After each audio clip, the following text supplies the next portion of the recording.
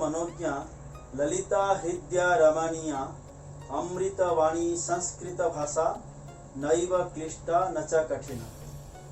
Hello students, welcome to my channel Sanskritam Phalaka. Sanskrit बहुत सारे कक्षाओं में, जैसे 5वीं कक्षा से 10वीं कक्षा तक उच्च विद्यालय में संस्कृत विषय को लेकर बहुत सारे छात्रों छात्राएं पढ़ते हैं।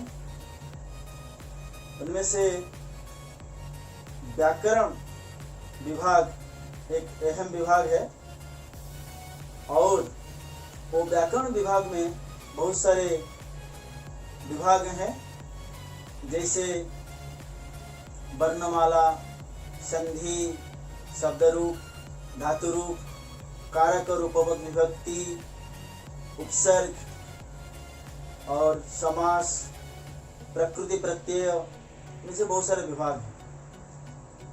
6ठी कक्षा से व्याकरण शुरू हो जाता है और 10वीं कक्षा तक व्याकरण कुछ परिवर्तन हो जाता है और कुछ आड़ भी हो जाता है, और उनमें से कुछ व्याकरण कम हो जाता है और बढ़ भी जाता है।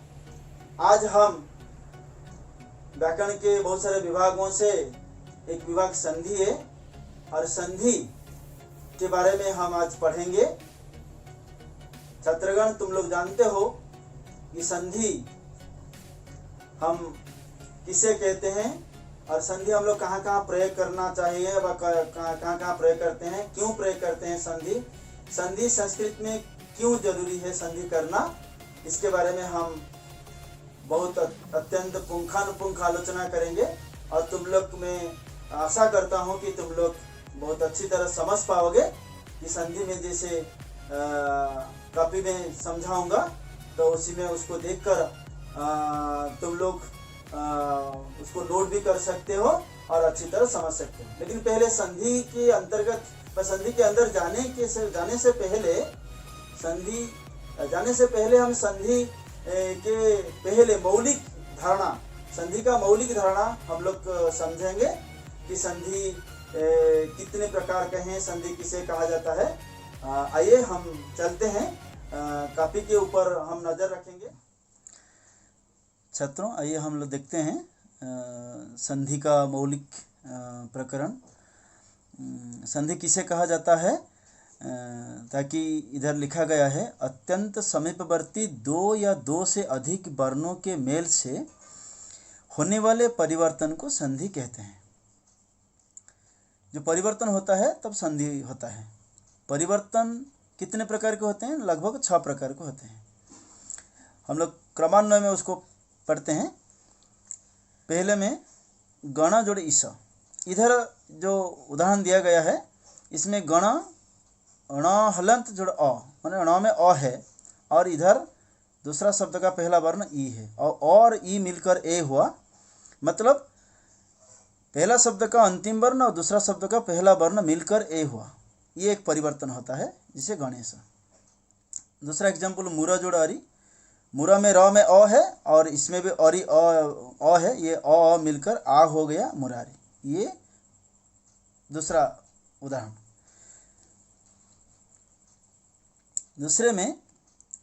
दूसरा परिवर्तन में पो जोड़ अनह।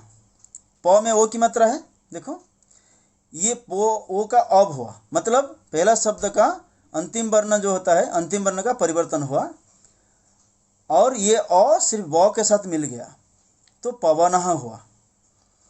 मतलब पहला शब्द का अंतिम वर्ण का परिवर्तन और दूसरा शब्द का पहला वर्ण उसके साथ मिल जाता है, ये एक परिवर्तन होता है, दूसरा परिवर्तन। या दूसरा उदाहरण, इति जोड़ा आदि इत्यादि। जैसे त में ई है, ई य में परिवर्तन हो जाता है, त हलन जोड़ य त्य, फिर आ मिल जाता है इत्यादि। इसके बाद प्रथम पहला शब्द का जो अंतिम वर्ण है वो ई का परिवर्तन होता है और दूसरा शब्द का पहला वर्ण उसके साथ मिल जाता है। तीसरा उदाहरण में ते जोड़ा पी ते पी। इधर देखो, ते में ते जो है त हलन जोड़ ए, ये ए में नो चेंज, में चेंज नहीं होता है, और दूसरा शब्द का पहला वर्ण अ है, अ का से अवग्रह, ये अवग्रह एस टाइप का चिन्ह है, तो अ इसमें तेपी, इसमें ते में परिवर्तन नहीं हुआ और अवग्रह हो गया। ये तीसरे प्रकार का एक उदाहरण है। और उसका दूसरा उदाहरण भी प्रभो जोड़ अनुग्रह, भ में जो ओकार है वो चेंज परिवर्तन नहीं हुआ, वह चेंज नहीं हुआ और अ का अवग्रह होगा, प्रभो जोड़ अनुग्रह प्रभोनुग्रह। चौथा परिवर्तन में क्या होता है, प्र जोड़ एजते। प्र को अगर हम तोड़ेंगे तो प्र प हलन जोड़ र हलन जोड़ अ। ये अ जो अंतिम वर्ण है अ क्या होता है ना, मिट जाता है और इसमें प्र में हलंत हो जाता है, फिर ए मिल जाता है प्रेजते। ये भी चौथे प्रकार का उदाहरण है। और पांचवा परिवर्तन क्या है ना, तरु जोड़ छाया। इधर देखो तरु, र में उ है और छाया, इसमें ना रू उ में परिवर्तन हुआ ना छ में परिवर्तन हुआ, एक च का आगम हुआ। ये च और छ मिलकर छा हो गया, तरु जोड़ छाया तरु छाया। और दूसरा उसका एग्जाम्पल है वी जोड़ छेदा विच्छेद। उसका भी ई का भी परिवर्तन नहीं हुआ कि छ का भी परिवर्तन नहीं हुआ, च आगम हुआ और उसमें मिलकर फिर विच्छेद बना। छठा परिवर्तन संधि का क्या है, हसन जोड़ आयाती। जो न हलन जो है, ये जो न हलन देखो, इस न हलन में ये डबल न में हो जाता है और डबल न में ये डबल हो जाता है, ये न हलंत हो जाता है। ये जो आ है दूसरा शब्द का पहला वर्ण, ये उसके साथ मिल जाता है, हसन नायाती। इसी प्रकार संधि का जो परिवर्तन होता है, 6 प्रकार का परिवर्तन होता है और हम धीरे से हम लोग क्रमान्वय से उसको देख लिए। उसके बाद हम लोग चलते हैं कि संधि कहाँ करना जरूरी और कहाँ जरूरी नहीं है। श्लोक में लिखा गया है, संगीतिक पदे नित्या नित्या धातुपसर्गयो नित्या समास वाक्येतु सा विवक्षाम अपेक्षते। वो श्लोक में नहीं लिखा हूँ और लेकिन उसका अर्थ में इसे पहले में एक पद में ही संधि करना जरूरी है। जैसे भो जोड़ अति भवती, ये भवती एक पद है। जैसे हम लोग भू धातु का लट लकार प्रथम पुरुष एकवचन में भवती करते हैं और भो जोड़ अति नहीं लिखते हैं, भवती लिखते हैं, इसलिए एक पद में संधि करना जरूरी है। दूसरे कहाँ जरूरी है ना, उपसर्ग के साथ धातु में जब प्रयोग होता है तब करना भी जरूरी है, संधि करना जरूरी है। जैसे प्र जोड़ अयच्छत, यछ धातु का लंग लकार प्रथम पुरुष एकवचन अयच्छत, प्र एक उपसर्ग है, प्र जोड़ अयच्छत प्रायच्छत, इसमें संधि करना भी जरूरी है। समास में भी संधि करना जरूरी है। विद्या जोड़ आलयः विद्यालयः, अगर उसको हम विग्रह वाक्य करेंगे विद्यायाः आलयः विद्यालयः, इसमें विद्या आलय में भी संधि करना जरूरी है।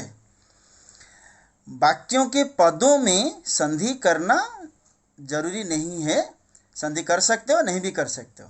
उसका उदाहरण देते हैं, बालः विद्यालयम याति, मतलब बालो विद्यालयम याति, मतलब उसको बालः विद्यालयम याति लिख सकते हो या उसको संधि करके भी लिख सकते हो, बालो विद्यालयम याति। इसमें विसर्ग का ओ हो गया और विद्यालय में जो महलन था वो भी अनुस्वार बन गया, इसलिए संधि कर सकते हो संधि नहीं भी कर सकते हो। वाक्य में ऐच्छिक है संधि करना। फिर के बिंदु में हम जाएंगे कि इधर कहाँ संधि होता है, कहाँ संयोग होता है। मतलब संधि हम लोग कहाँ करते हैं और संयोग कहाँ करते हैं। जैसे देखो, हिम जोड़ अंशु हिमांशु, यहाँ संधि हुआ। संधि का मतलब होता है कि परिवर्तन होता है, उसके बाद मेल होता है। और संयोग में क्या होता है, परिवर्तन नहीं होता है। अहम जोड़ आगच्छामि, ये म हलंत में सिर्फ आड़ हो गया व मिल गया, इसलिए अहम आगच्छामि। दूसरा उदाहरण, उत जोड़ तप्तः उत्तप्तः, ये त में परिवर्तन नहीं हुआ कि त में परिवर्तन नहीं हुआ, इस सिर्फ आड़ हो गया उत्तप्तः। इसलिए संधि का परिवर्तन है और परिवर्तन के साथ साथ उसके साथ आड़ भी हो जाता है। और संयोग में सिर्फ आड़ होता है, उसको संयोग कहा जाता है। और संधि परिवर्तन के साथ साथ आड़ भी होने को संधि कहा जाता है। If you like my channel, then you give a big thumbs up and subscribe to my channel Sanskritam Fulcrum, and don't forget to press the bell icon and share it, and please comment on below.